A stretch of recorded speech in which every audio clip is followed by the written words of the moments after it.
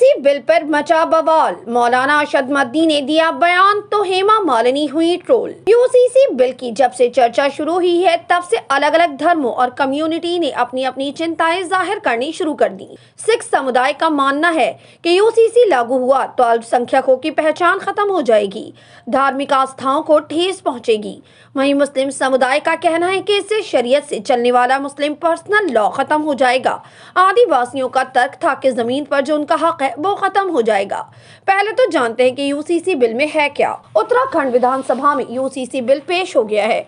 UCC विधेयक में पुरुष के एक से ज्यादा शादी करने पर रोक का प्रावधान है। लड़कियों की शादी की उम्र 18 साल से बढ़ाने का प्रावधान है। यूसीसी बिल में लिव इन रिलेशनशिप के लिए रजिस्ट्रेशन कराने का प्रावधान है। बिल में लड़कियों को लड़कों के बराबर ही विरासत में अधिकार देने का भी प्रस्ताव है।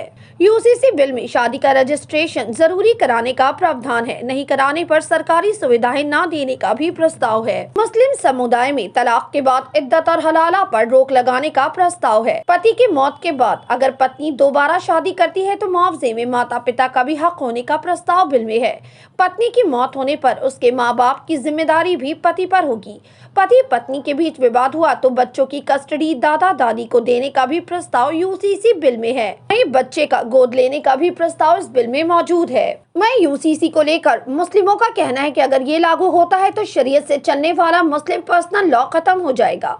इसमें तलाक, शादी विवाह की उम्र, बच्चा गोद लेने और प्रॉपर्टी के अधिकार को लेकर कई बातें कही गई हैं। विशेषज्ञ कहते हैं कि शरीयत के मुताबिक मुस्लिम 4 शादियां कर सकते हैं।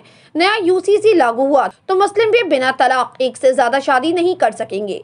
तलाक के लिए सभी धर्मों के लोगों के लिए एक ही कानून होगा। शरीयत में लड़की की उम्र शादी के लिए उसकी माहवारी की शुरुआत को माना जाता है, लेकिन यूसीसी में लड़की की शादी की उम्र 18 साल और लड़की की उम्र 21 साल है।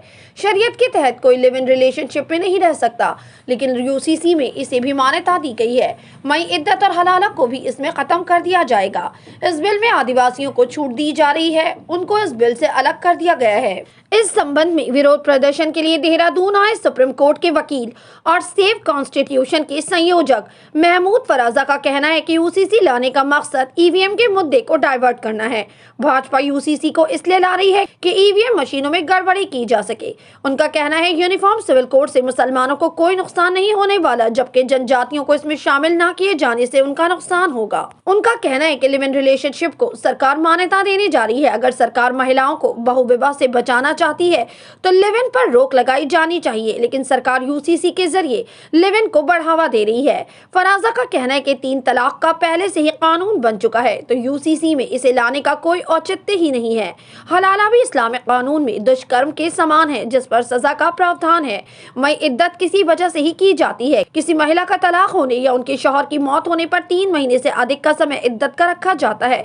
यदि महिला गर्भवती है या अन्य किसी तरह की समस्या है तो इस अवधि में इसके बारे में पता चल सके। मैं इस पर जमीयत उलमाए हिंद के प्रमुख मौलाना अशद मद्दी ने साफ कहा है कि मुस्लिम ऐसे किसी भी कानून को स्वीकार नहीं कर सकते जो शरीयत के खिलाफ हो, क्योंकि एक मुसलमान हर चीज से समझौता कर सकता है लेकिन वो शरीयत और मजहब पर कभी समझौता नहीं कर सकता। जमीयत उलमाए हिंद ने इस बिल से आदिवासियों को छूट दिए जाने का हवाला देते हुए कहा कि यदि इस कानून से आदिवासी समुदाय को अलग रखा जा सकता है तो संविधान में मिले धार्मिक स्वतंत्रता के आधार पर अल्पसंख्यकों को भी इस कानून के दायरे से अलग रखा जाना चाहिए। जमीयत के प्रमुख मौलाना अशद मद्दी ने एक बयान में कहा कि हम ऐसे किसी भी कानून को स्वीकार नहीं कर सकते जो शरीयत के खिलाफ हो, क्योंकि एक मुसलमान हर चीज से समझौता कर सकता है लेकिन वो शरीयत और मजहब पर कभी समझौता नहीं कर सकता। उन्होंने कहा उत्तराखंड में समान नागरिकता संहिता विधेयक पेश किया गया और अनुसूचित जनजातियों को इस प्रस्तावित कानून से छूट दी गई है। मौलाना मद्दी ने सवाल उठाया कि अगर संविधान की एक धारा के तहत अनुसूचित जनजातियों को इस कानून के दायरे से बाहर रखा जा सकता है तो नागरिकों के मौलिक अधिकारों को मान्यता देते हुए संविधान की धारा 25 और 26 के तहत मुसलमानों को धार्मिक स्वतंत्रता क्यों नहीं दी जा सकती। मद्दी ने दावा किया कि संविधान में धार्मिक स्वतंत्रता की गारंटी है लेकिन यूसीसी मौलिक अधिकारों को निरस्त करती है। उन्होंने पूछा अगर ये समान नागरिकता संहिता है तो नागरिकों के बीच ये अंतर क्यों है। मद्दी ने यह भी कहा कि हमारे कानूनी टीम विधेयक के कानूनी पहलुओं की समीक्षा करेगी, जिसके बाद आगे की कानूनी कार्रवाई पर फैसला लिया जाएगा। मैं इस बिल का समर्थन कई बीजेपी नेताओं समेत हेमा मालिनी ने भी किया है। वहीं हेमा मालिनी के इस समर्थन करने पर सोशल मीडिया यूजर्स के वो निशाने पर आ गई, क्योंकि उन्होंने भी एक्टर धर्मेंद्र से दूसरी शादी की थी। इस पर पत्रकार संकेत उपाध्याय ने भी ट्वीट करते हुए लिखा, लिव इन रिलेशनशिप पर उत्तराखंड यूसीसी नैतिक पॉलिसिंग में लिप्त है। जुर्माना जेल निर्णय लेने वाले सरकारी बाबू की मंजूरी और माता पिता को इन्फॉर्म करने से युवा जोड़ों को सुरक्षा मिलने के बजाय सिर्फ नुकसान ही होगा। भ्रष्टाचार बढ़ाओ RWS पहले से भी अधिक खाप बन जाएगी। मैं इस बिल का कई बीजेपी नेताओं ने समर्थन किया है, जिसमें हेमा मालिनी भी शामिल है।